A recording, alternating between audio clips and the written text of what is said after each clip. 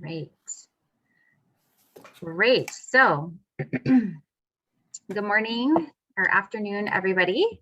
I am so grateful to have you all here and so excited to convene these impact councils and share with you what the next few weeks is going to look like. I have to say, first of all, thank you so much for volunteering to be a part of our community impact councils. The Community Care Fund is one of the longest standing programs that United Way delivers. We've been creating grants from community contributions since 1957. And while the grants and the process has changed, the intent and the impact has not changed. So we see this, it used to be called the community chest, which I think is a great way of thinking about it, where individuals all around our communities can contribute monthly or annually, small amounts. I mean, typically the contribution amount is somewhere between $15 and $25 a month, but what it does is it creates this pool of funds that then we turn into grants for local organizations working in education, financial stability, and health, which are the three impact areas for United Way and the building blocks to a good quality of life. And that's what we hope to achieve through this granting process and by being good stewards of these community investments. So just a quick overview of the agenda. Of course, the welcome and orientation is the goal here. I'm going to go over the fall grant cycle, the process, how we use metrics to evaluate if we are indeed being good stewards of community dollars and that they are creating positive change in those three impact areas that I mentioned, the timeline and review tips. We do all of our grant reviews on a platform called e-CImpact, which you should have received instructions on how to log in and kind of get started there as far as getting your account profile updated. But then I'll go through, I'll switch screens and go over to a demo of what it actually looks like. And then the council work for, or the task for the end of this, the goal of this is to know that your council chairs will be in contact with you to set schedules for the 6-week review period. So to get us started, I shared about what the Community Care Fund is, but who are we? Who are the impact councils? The impact councils are three groups, distinct groups of volunteers who guide our Community Care Fund investments. We ask that these volunteers, the volunteers, actively participate in reviewing the applications, the discussions, and the deliberations, because at the end of this, you will be making recommendations to the board of directors of this 2021 pool of funds, where it's going, to whom, and for how much. We hope that you'll bring your knowledge and experience to the table and feel confident and safe in talking about what needs you see in the community and what organizations you see that are doing great work and particularly in these impact areas. So you may be in an impact area that you have a lot of knowledge and experience in, or you may be in an impact area that maybe you're not a PhD in education, but you're very interested and invested in it. And that's what we hope to have. And our goal with having a grassroots community review process is that we are not only being very transparent in how we're making these investments, but also that we're getting that information as a dialogue from you, our volunteers. We ask that you maintain independence and objectivity. So that is something that has sometimes gray areas, and because we are a small community. So for example, you might have experience on a board or a committee of an organization, but I think just being aware of that and coming to the table for these applications, reviewing these applications with an open mind and critical thinking. Of course, disclosing your conflicts of interest, which I believe all of you have already done. If you haven't already, that is a prompt that will come up if you have not yet logged into e-CImpact, and then maintaining confidentiality. So what we mean by that is until those recommendations are voted on by the board, we ask that maybe insights that you have as an impact council on who's getting funded and who is not, or in what amounts, that is maintained in confidentiality until we have a board of directors vote. Any questions so far?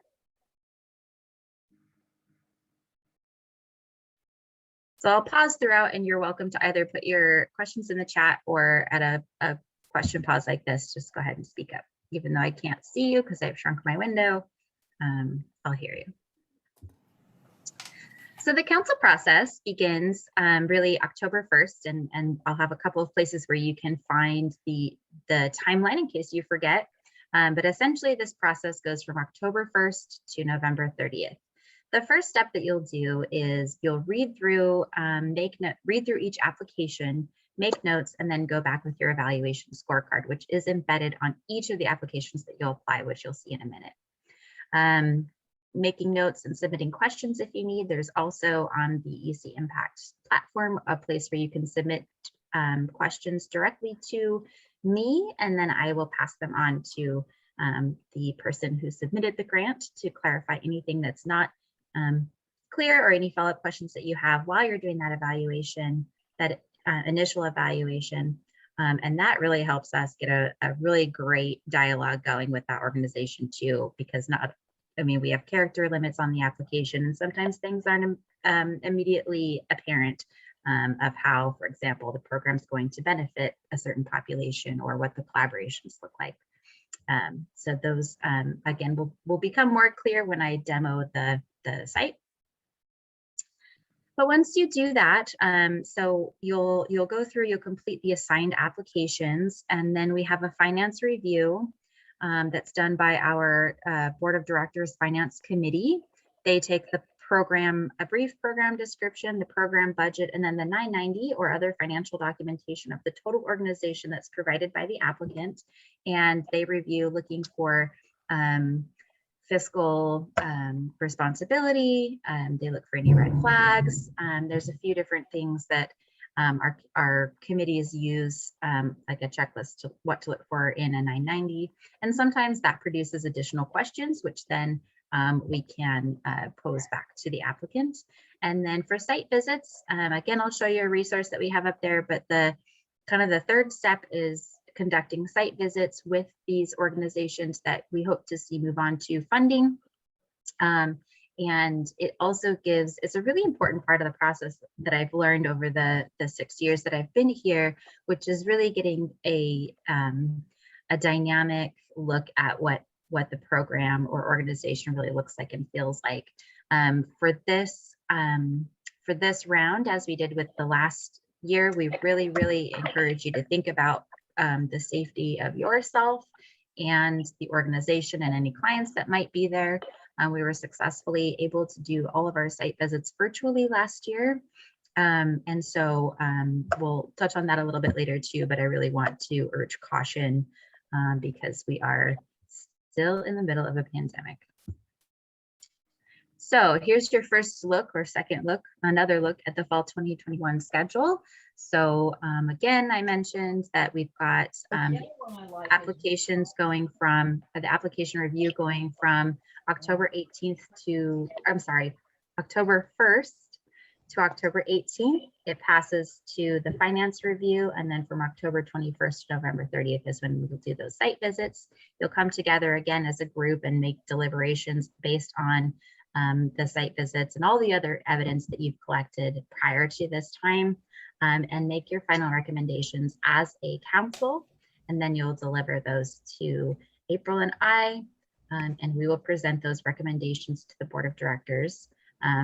Our Board of Directors has a combined November-December meeting that is typically the first week of December, at which time they vote on those recommendations, and following that, we can make the grant announcements, the award announcements. Any questions so far? Okay, so I'm going to switch screens here, and let me see here. get logged into e-CImpact. All right.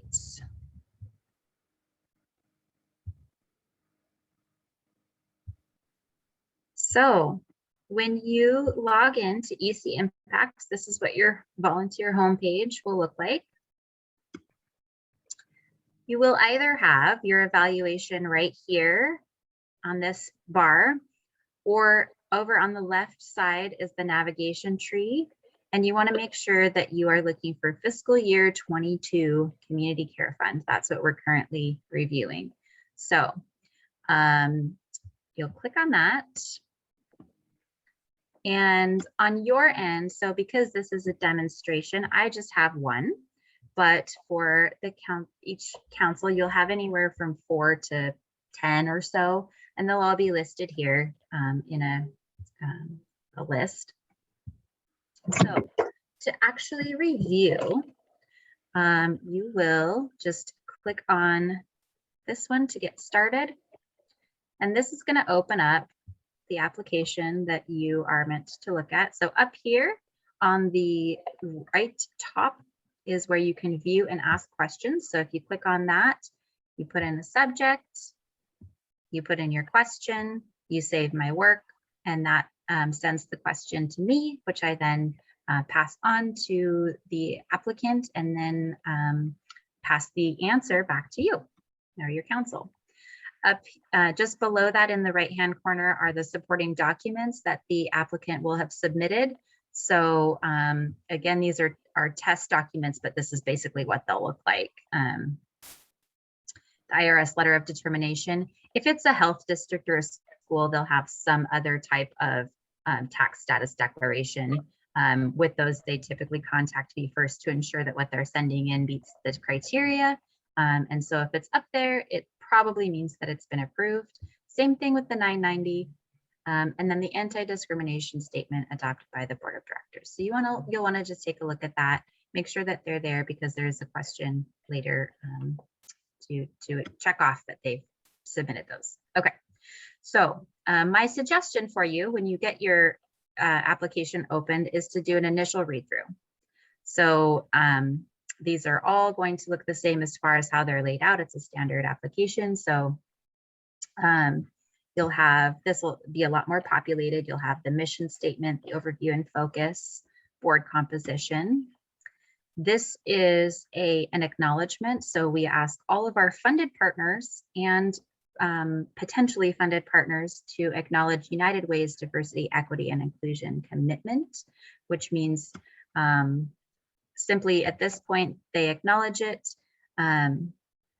There's not at this point a requirement for funded or potential agencies to have a DEI commitment or acknowledgement, but we're trying to build that as a norm in how we do our work, and being very intentional about using our position as a grantor and a voice in the community to affect positive change that that is relevant and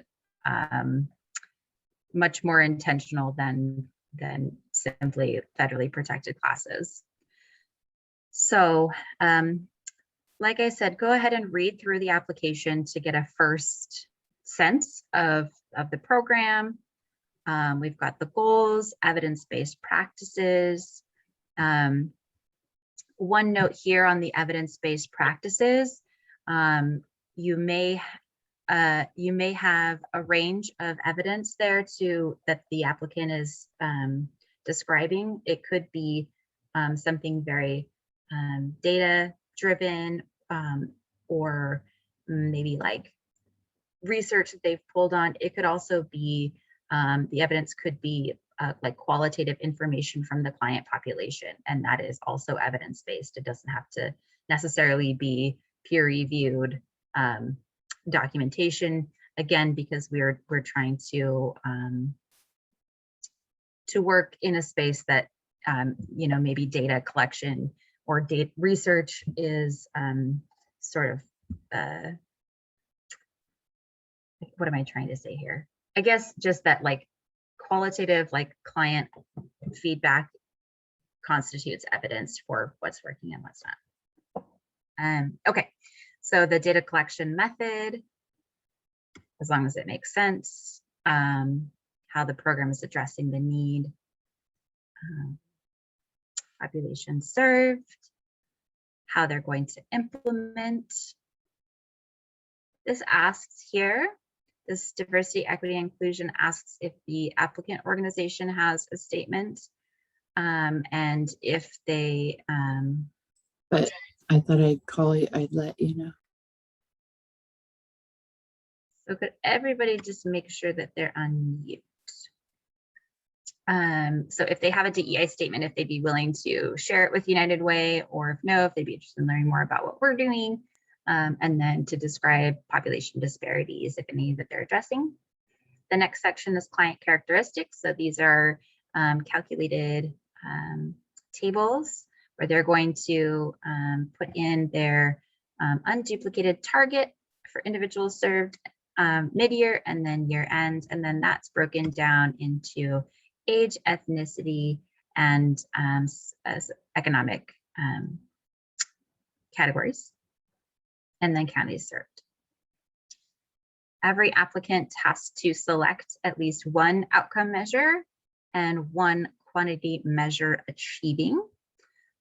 So that's essentially what they commit to reporting on.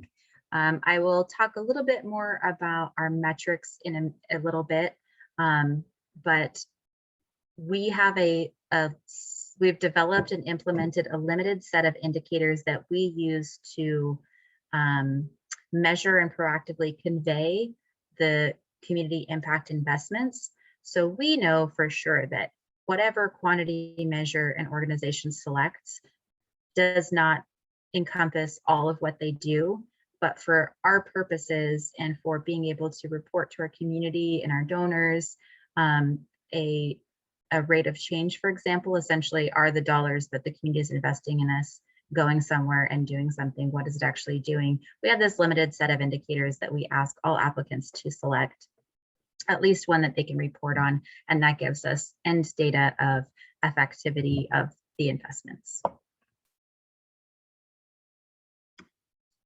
And the target numbers of those are user defined, but the metric categories here are standardized. There is a place here for organizations to add detail about that. And then we have the program budget. It helpfully calculates the revenue minus the costs or surplus or deficit. And so that also helps you get a sense of the ask. I will note on this that this is a program budget. So even if an organization is applying for funding for, let's say, salaries or overhead or some other administrative, maybe it's ongoing operations, they're still required when they apply to create a program out of that. And so this program will look, the program budget is different than their overall organizational budget, which is what we get out of that 990. And so we ask, and we coach applicants through creating a program budget that does tell a story that it's, helpful to, a story that is helpful for reviewers to see the inputs into the inputs and the costs into that specific program. So once you've done that, your read through, you can pop out your evaluation tab on the right-hand side, this red bar. Okay, and then this is your scorecard. So it might be a good idea to skip past the evaluation for now, right here, because this is a approve or not approve. We're going to go ahead and approve, but then you can put in your comments here. This is something that may be more useful to do at the end after you've gone through and scored. So in the program narrative here, so in your evaluation, there's two bars that you can use to navigate. So this bar that's closer to the screen here is your scorecard bar, and then the one on the outer edge of the screen is the application scroll bar. So you can scroll down and go line by line in the application as it relates to your scorecard. So These are weighted values. So if we think the program values, or excuse me, program goals are clearly stated with timelines and benchmarks, we'll put that as a good, alignment, excellent. So you'll go through, there's a comment section or a comment box for each section. So you can add in a lot of detail there, which can be helpful notes to take, particularly when you come back with your councils and you're discussing the organizations that are a good fit that you want to advance to a finance review and a site visit because they're a really good candidate for funding. Putting in some comments here to sort of justify the scores can be helpful in those discussions. It can also be a great way to maybe bring up questions that you might have, or other points of discussion in the council where you can get some feedback from other folks who might be more experienced in this area, or what have you. Again, this is weighted. Once we get down to the application attachments, this is there's one of them that's multiple choice here, so we'll do good. And then the documentation is just not demonstrated or satisfactory. So these scores are if they have indeed uploaded those documents that I showed you up at the top corner, the attachments, that's where you do that. So once you are finished with that, there is, I can't see it on my screen because my Zoom toolbar is in the way, but down below the grand total, you have options to save your work and mark as completed.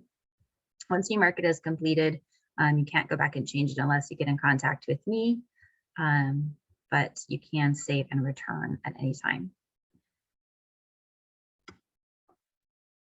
All right, any questions about the evaluation scorecard or the process up to this point?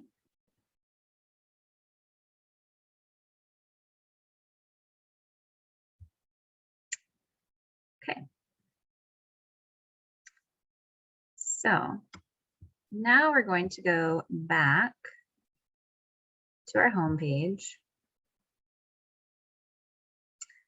because I'm going to share with you a couple of other resources that you have. So if you scroll down again on the left navigation tree, you'll see under the Resource Center, Reviewer Resources. If you click on that, there's a few different things that could be helpful to you. So the first one is the Reviewer Site Training Manual. That is a very lengthy document. However, if you really want to get into it, you can. I think that there's more there than what's needed, but that's just me. But in case you get tripped up with anything, you can look at that. You can also get in contact with me and I can help you out with that. So then the next is the Community Care Fund Impact Goals and Strategies. So this is a really important document because it lays out, so this is vis-a-vis, well, so this is was developed over time, and we keep scaffolding and improving the impact strategies, but this is going to give you just that big picture view of our impact areas. So reading this left to right are the impact areas, the goals, and then the priorities or the strategies on the far right column of, again, these are not prescriptive, but these are helpful categories or generalizations for the applicants and types of programs and services that lead to us achieving the goals that are in the middle column there. So this is the big picture view. And then there are a couple other documents here, the goals and objectives, to help orient you to, I guess, the why and the how. Hey, Carrie. Yeah. It looks like we're still looking at your e-CImpact screen, and I'm assuming you're going over that PDF. Oh, I am. Thank you so much. Yeah, I recognize I could visualize the columns you were talking about, but I don't. All right. There we go. Let me try that again. All right. So left to right here, we have our impact areas. Left column, we have our goals in the middle column, and the investment priorities or strategies that are generalizations that best practices and over time have identified as programs and services that drive us toward achieving these goals that are in the middle column. The next 2 pages are a more detailed breakdown of those goals. All right. So let me go back to this one. All right. So the next piece is the indicators and outcome measurements. So this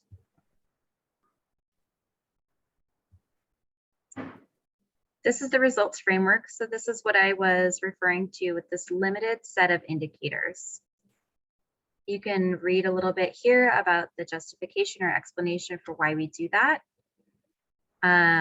This guide is the audience for this guide is really grant applicants to understand and orient to what indicators would be reasonable and appropriate for their programs, but we also list it here for you so that you know the full scope, and again, just grounding in how we do the work that we're doing through funding these nonprofit partners.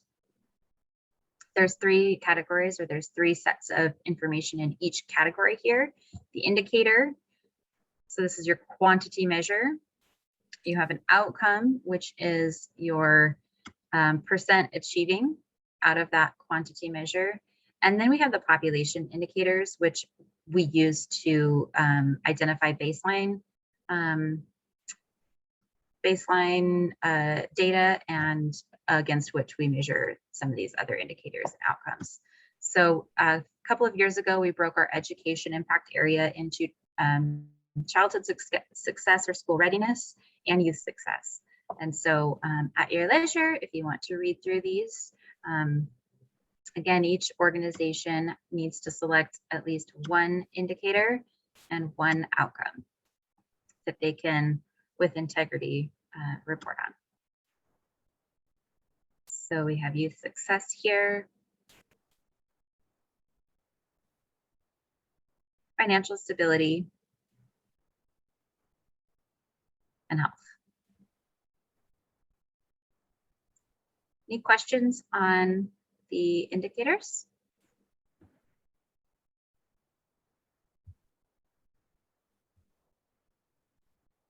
Okay. So next in the resources, you have your site visit guide. So just refreshing back after you do your first round of scoring, send on those applications that are strong candidates to the finance review. You get that back, then you'll start scheduling site visits. This document, again, not prescriptive, but can be helpful. This is a holdover from the days where we did everything in PDF, and I was living in a PDF spiral. This is fillable if you want to use it, or you can just use it as inspiration for notes. So this has questions about the proposal, leadership, infrastructure, impact, urgency, collaboration. This is a great question. So for example, there is a question about collaboration in the application. So this is, the site visits are a great time to get more detail about what those collaborations look like. So let's say there's a school that is partnering with a health clinic to provide, this is just a dream scenario, on-site medical visits or counseling at a school. They might list ABC counseling in their application. And then in the site visit, this is a great opportunity to ask and get more information about what that partnership looks like, how it's being used, et cetera. So just getting more detail. And this collaboration piece is really one that is so important to the overall strength and impact of our community as a whole.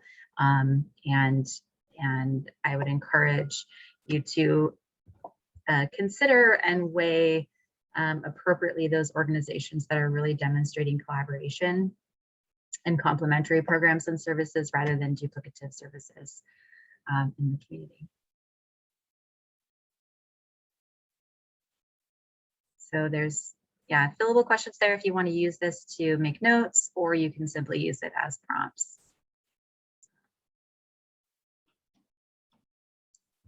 So a couple of things here when it comes to the site visits. While a site visit doesn't necessarily indicate that they're a strong candidate for funding, that's sort of the norm that programs applying for funding have learned. So I would just say that be cognizant of that. So if it's an organization that really isn't a strong fit, and we don't have many of those that come through, but if it's an organization that's really not a strong fit, or that it's really not implementation ready, consider the time, energy, and resources in going into a site visit and the expectation that it may create. We do communicate this also with organizations as it's getting time to notify them, hey, we're at the site visit stage. Getting a site visit doesn't necessarily indicate that you're going to get funding, and just kind of keeping expectations realistic with that. Does that make sense? I can't see anybody, so I hope it makes sense. I saw some nodding. Awesome. All right. So I am now going back to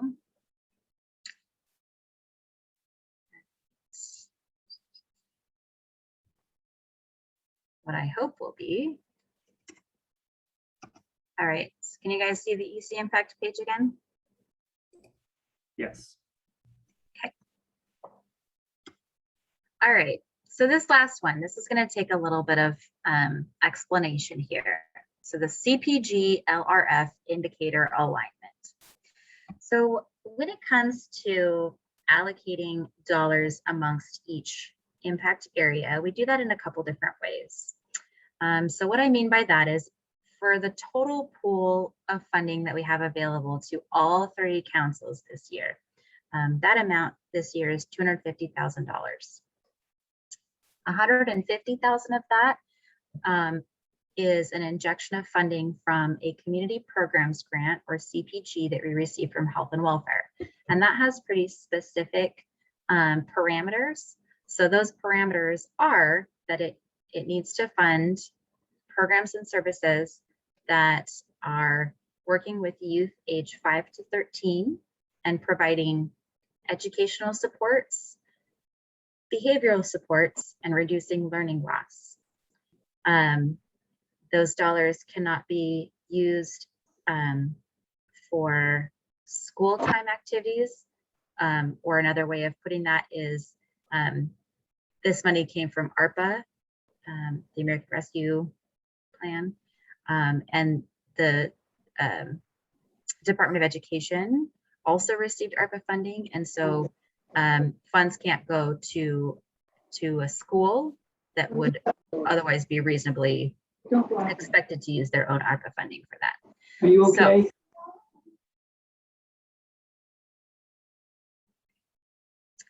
So what that means for you all is that obviously, because of the scope or the intended audience of this grant, which is youth 5 to 13, we presume that a lot of those dollars will go towards education, youth success.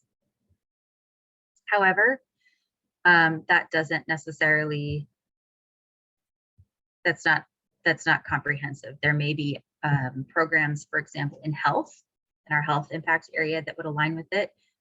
Specifically when we're talking about behavioral supports, mental health supports, that's more likely going to go into a health application. But what I wanted to do with this is for, so Mark, you may have to chime in and help me explain this if I'm not being clear. So we have this $150,000 of Department of Health and Welfare money, which means that the overall pool is going to be greater for each impact council. But we need to identify those programs that are eligible for the health and welfare funding and use the funds for that.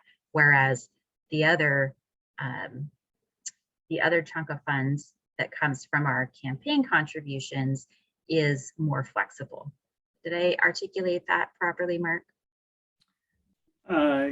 Yeah, definitely. It's just, I mean, you think of it as restricted funds that are within our community care fund. And we know that through our local results framework, we've identified some goals that align with it. So that's what Carrie will be showing us here, is that some of these align with that and others will not. And the ones that will not, we need to be sure to use our community care funds for. Yeah. And so this is oh yes. This is Wanda. Is another way to say it that 100,000 is unrestricted? It comes from the our annual or typical care fund, and 150 has to meet qualifications of Yes. health and welfare. Yes, correct. And so this is, I think what I'm a part, this whole conversation is more informative for you as the council members to understand the full scope. The staff and impact team of the board will be looking more closely at each application and identifying where that funding is going. But wanted to make you aware that a chunk of this other funding is restricted, as Wanda and Mark said. So this looks like the results framework, but it's juiced up with some highlights here. So what I've done is gone through that local results framework PDF that you just saw and highlighted the indicators and outcomes that align with this community programs grant. So that's what we'll be looking at vis-a-vis the applications to connect those dots to those programs that could be funded through this health and welfare funding. And so no surprise, we've got school readiness here and childhood success, so improving literacy skills, etc. A lot of this too, that we really hope for the use of this health and welfare funding is to strengthen and build systems. So increasing capacity of adults who are providing these services to youth. So that is right here. So the number of parents and caregivers who are provided with tools and information, youth development staff trained to provide quality programs and services. Because we really, there are investments that we can make that are sort of individualized to a student or a program, but then there's also structural and capacity investments that we can make that will, I guess, have a trickle down effect to multiple years, ideally. I didn't identify any in financial stability, but in health, we do have individuals, again, ages 5 to 13, provided with support to prevent or recover from physical or emotional harm, including suicide, family violence, abuse, and neglect, individuals who participate in healthy behaviors, and those who report increased protective factors or decreased risk factors. Any questions on that community programs grant alignment with our community care fund results framework?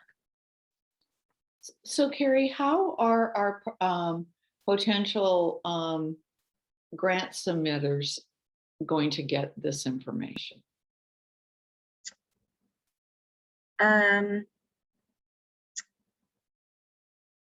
Well, it would not necessarily be relevant.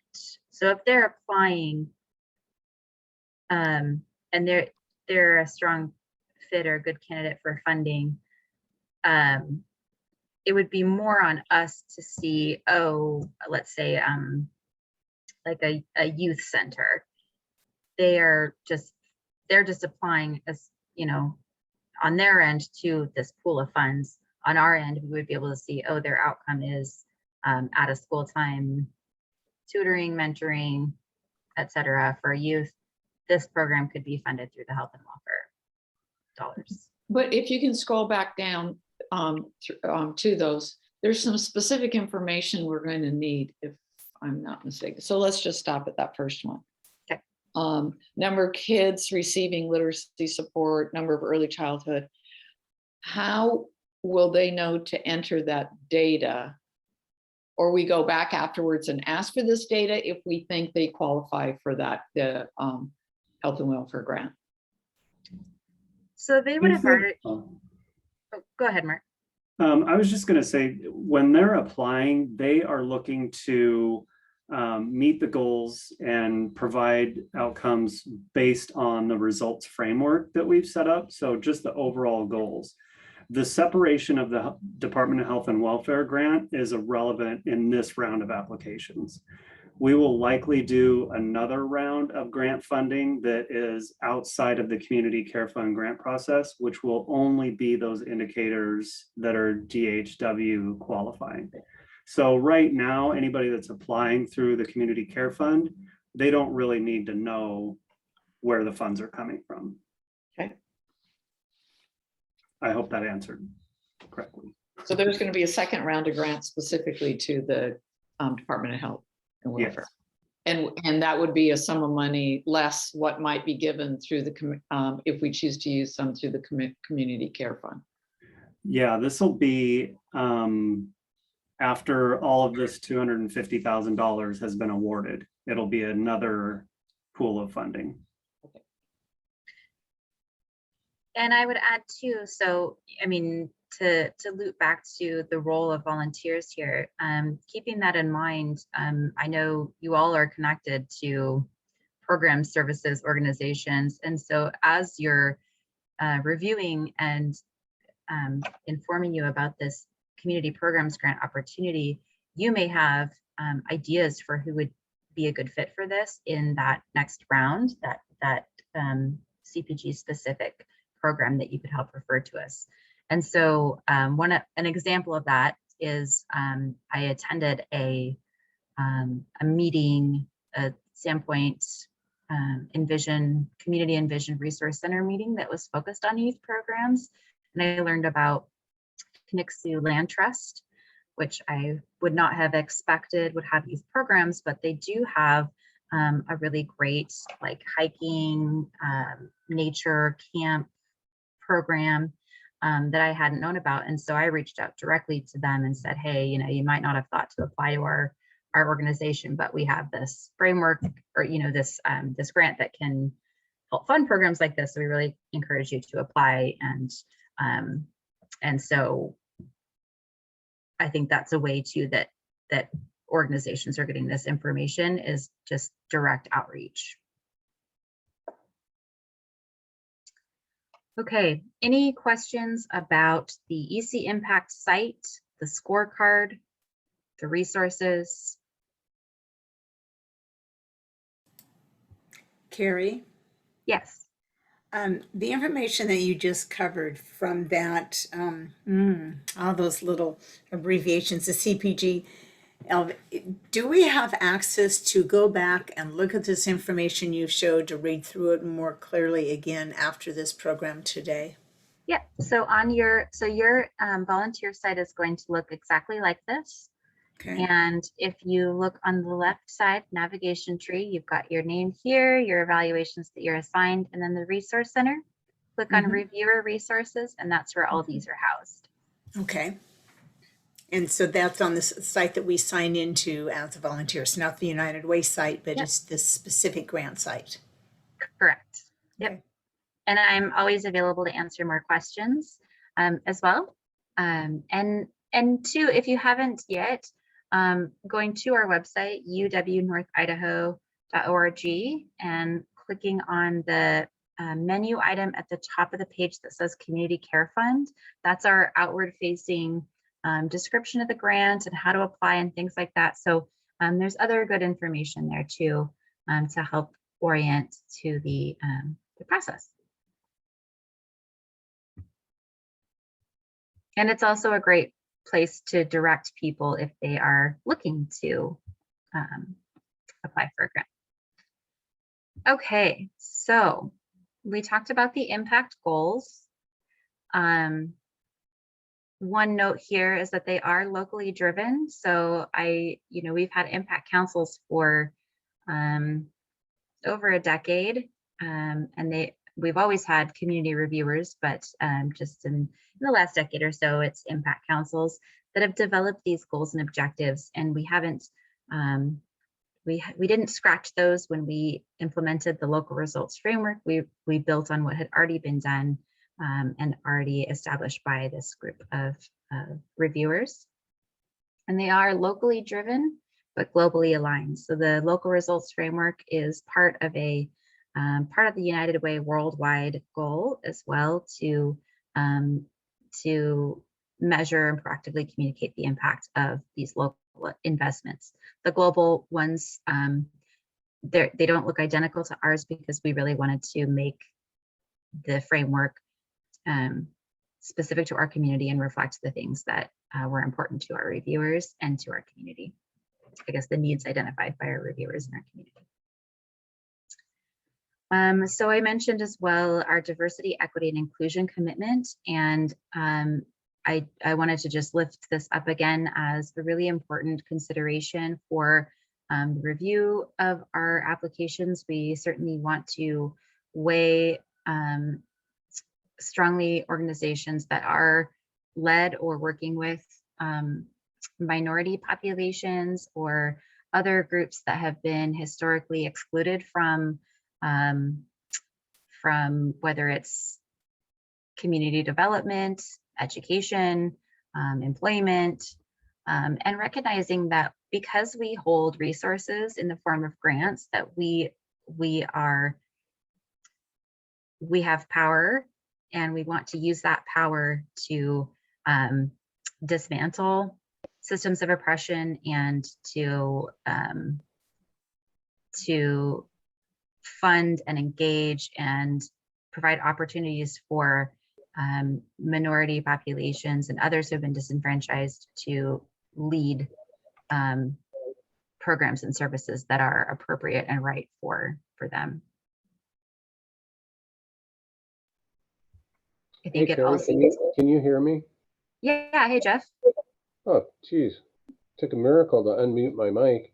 I'm on the website and logged in. When is it going to show the 2022 like it does on the side for you? Oh, it will show when all the applications are submitted, and it takes me about 10 minutes to assign the applications to each impact council. Jeff, the deadline for applications is September 30th, so we still have a couple days. And so once all those, or once the application has closed, I will assign the evaluations and programs to each council member. So if you're in the health impact area, you'll get all the health applications. And then I will also send out an email to everybody notifying you that those are up on the site ready to go. Does that answer your question, Jeff?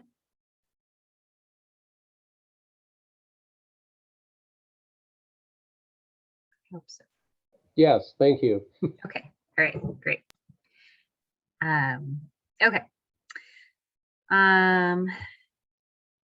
So just the next piece is just considering and encouraging you as council members and council chairs or liaisons to consider, as you are evaluating these applications, what the pressing issues in our community are.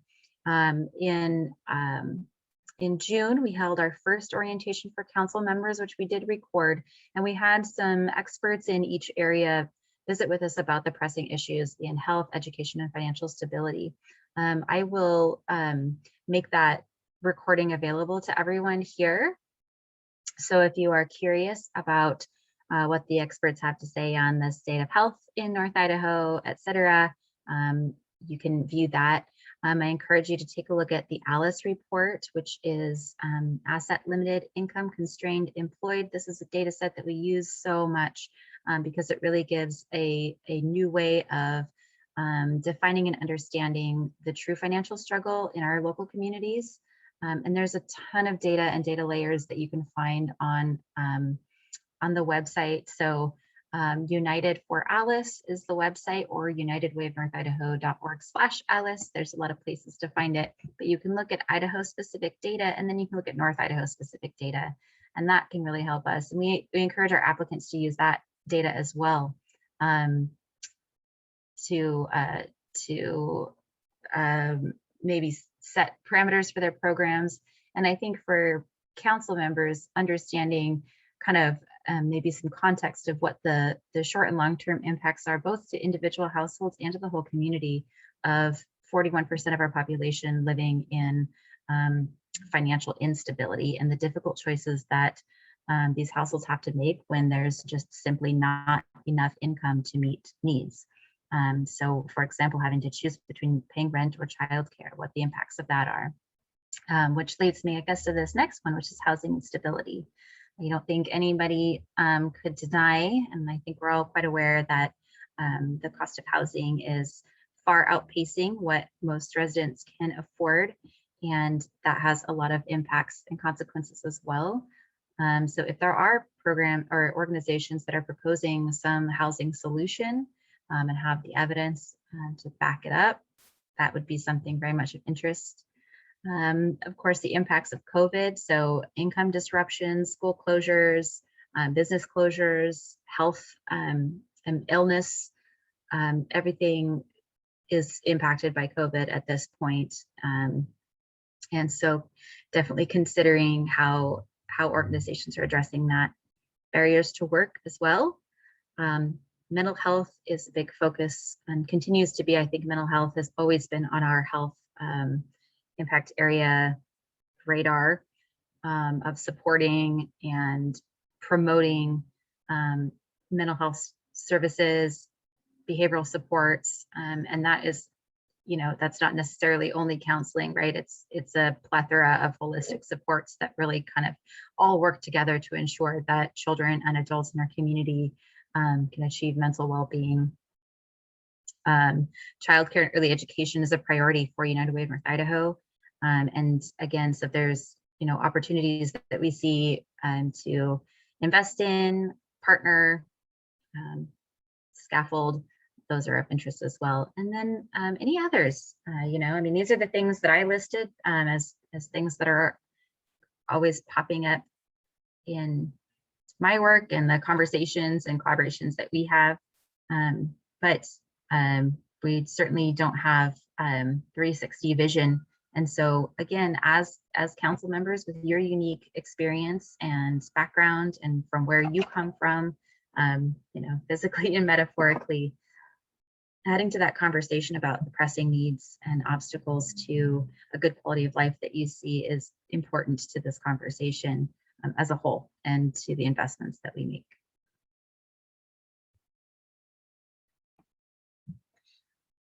In evaluating, this is just another step in this. So in evaluating these programs and considering how we leverage and allocate these dollars, I want to urge you to consider the social ecological model. So what this means is basically everything is connected, and we can make investments in each of these Easter eggs. But I think that we are most effective, even though it does not, those numbers are slower to move and the rate of change is slower, if we can use community investments to work upstream. So in other words, making investments or finding interventions that change the trajectory down the road. So rather than, I think a lot of times this is talked about in terms of like Band-Aid solutions versus systems change. And there's certainly, it's not to say that we don't or don't want to or won't fund safety net programs, but I think it's really important to consider how we're using these investment dollars to create systems that improve outcomes in the long term. And that looks different in each impact area, but really the heart of it is how the individual interacts with each of these other levels and what nudges could be made or investments or interventions could be made that have a policy systems environment impact. Something that this often looks like is investing in capacity building for organizations. I can think of an example in housing, for example. It is very costly to run, let's say, a shelter for people who are experiencing homelessness. And that's an ongoing need. However, could we invest in capacity building for an organization to do research and create a program that helps renters become homeowners, or keeps people out of homelessness on the basis of, you know, I don't know, addressing whatever obstacles they have. So just sort of thinking upstream and creating investments that are impactful in more than one kind of bubble. Finally, there are natural tensions when it comes to evaluating grants and considering the dollars that are available versus the requested amounts.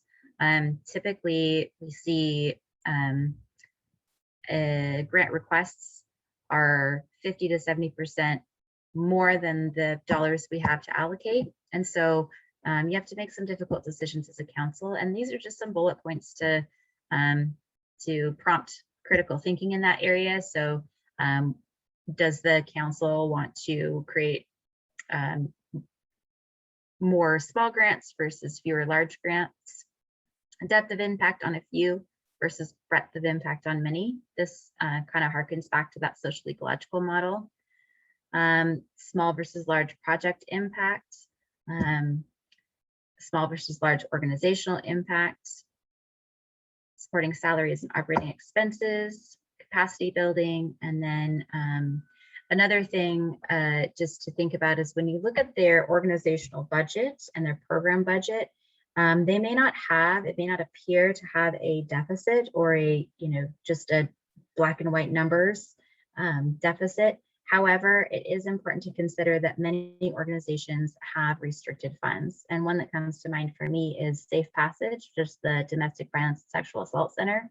On their budget, they have a good chunk of money from the Violence Against Women Act. However, that can only be used for very specific things. And so for their programs, bridging out into, for example, violence prevention and conducting workshops with teens on safe dating and boundaries and things like that, that's not allowable within their restricted funds. You know, the restricted funds can only go to shelter. So just considering that a robust budget doesn't always equate to they can meet all their needs in an organization. Any questions on this slide or the last one?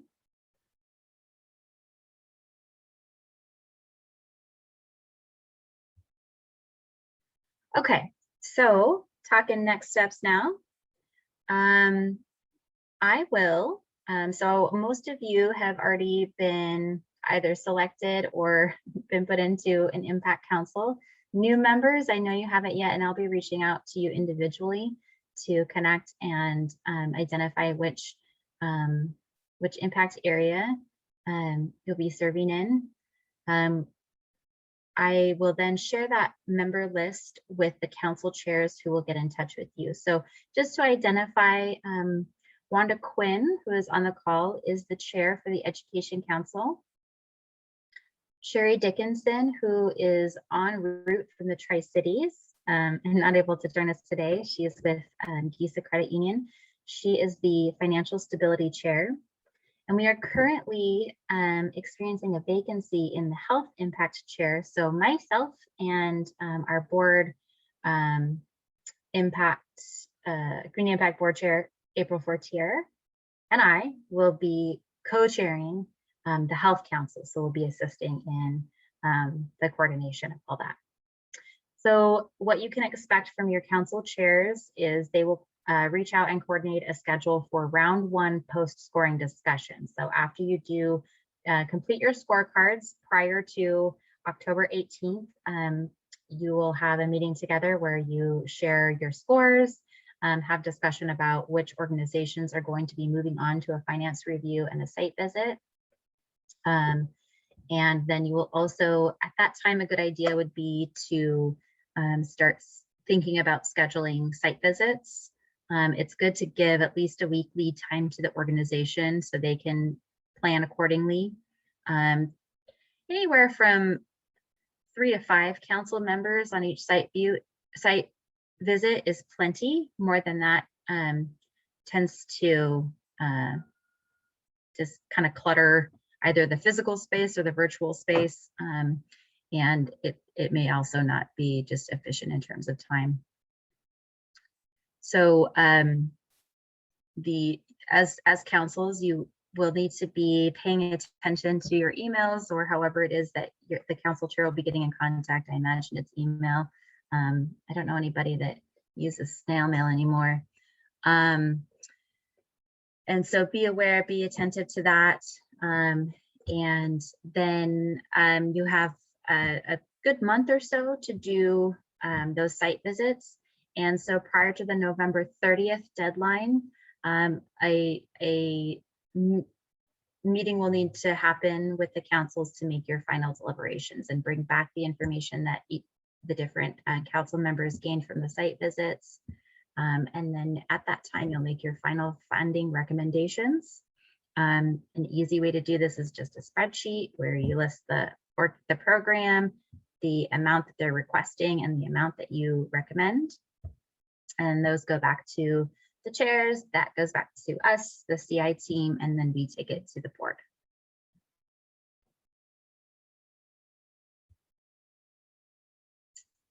And that is what I have for you. What questions can I answer?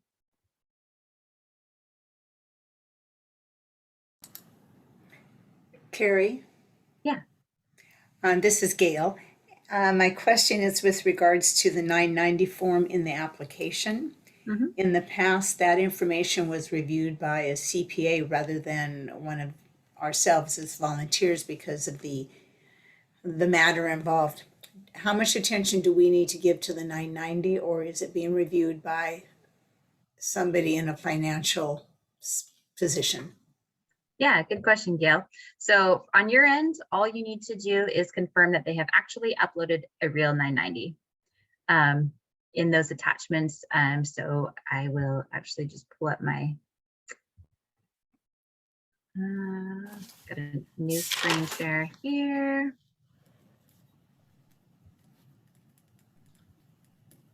And Gail, while she's doing that, our finance committee are the ones that review those. Okay. So we have actually 2 CPAs that are on that, as well as a couple of financially experienced volunteers that have done that in the past. Okay. So you don't have to worry about the details of the financials. Good. So we can just confirm that it's included and know that somebody else has reviewed that. Yes. Okay. So back to when you open up your evaluation from your dashboard, you click on your agency and program. Again, up here in the right-hand corner, supporting documents, you'll click on that and you'll be able to see what they've uploaded. And so just simply clicking on that, making sure it's a real document, a real 990 is all that you need to do, because there is a like a yes or no question on your scorecard that asks, did they satisfactorily upload a 990? Okay. Other questions?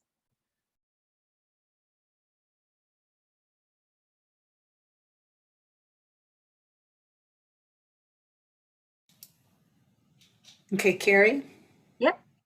I did chat to Mark. I don't know if he saw it, but the Alice report that we're going to use a lot of those statistics to base our decisions on, how current is the information in the Alice report that I might find when I go looking for it? Yeah, good question. So we're on a 2-year lag because of the time that it takes to collect this data. So the most recent report is 2018 data, and we are anticipating a refresh of that data in the spring.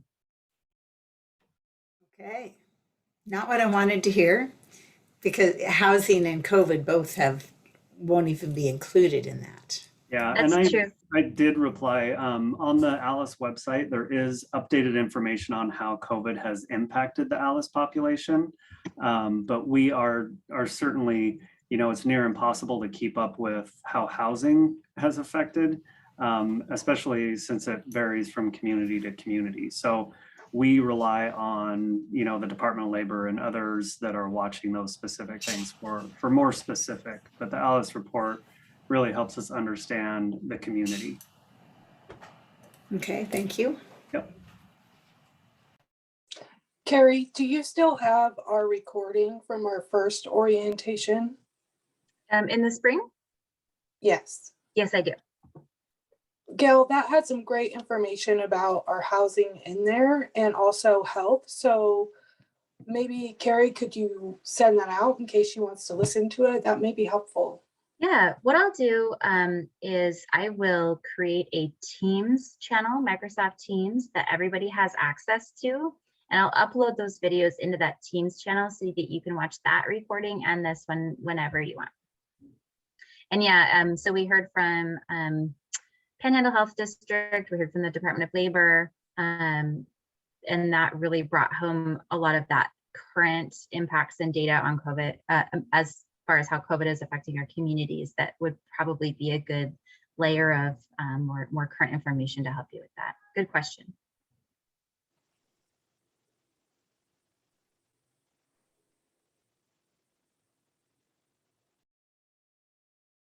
Great. Well, I am always here to help.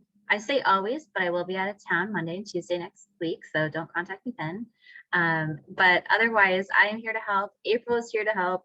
If you have any questions or have any trouble, you are welcome to contact me. Shortly, you will have the kind of the full roster of who's on your council, along with your council chair, and you can start collaborating there. I'm excited because we have a lot of really good applications coming in. I haven't been able to spend a whole lot of time reading through them, but I'm seeing applicants that I haven't seen before. I'm seeing familiar organizations, and I'm really looking forward to going through this process and investing these community dollars in our local people. I just put a link to our YouTube channel in the chat. And I also earlier up in the chat box, right after I was making fun of Jeff's background, I put a few other links that Carrie mentioned during the presentation about Community Care Fund, the Alice report on our page, as well as the Idaho report. But on our YouTube channel, we do have a few recordings from the Alice Task Force meetings that I think might be pretty helpful if you have time. They are hour-long meetings, but it is good information that covers the Alice project. Yeah, I guess I can just put those videos, both of those videos up on our YouTube channel. Yeah, perfect. Awesome. Okay, anything else from anyone? I just want to thank everybody for being here and the work you do. Every time we go out and talk to potential donors or sponsors or people in the community, they really appreciate the fact that this is a volunteer-driven process and has been for over 65 years. So I think it's a pretty incredible thing, and we really appreciate so many people helping out. It's great to see a few familiar faces from the past, Gail and Karen. It's nice to have you both back on board, and everybody else that's been so involved over the years. Really appreciate it. I agree. Well said, Mark. All right, I will be in touch. Everybody have a, oh yes, go ahead. I was saying thank you. You did a great job. Appreciate it. Thank you, Wanda. Everybody have a great weekend, and if we will talk to you soon. Thank See you guys. Thank you. Bye. Hi, thanks. You.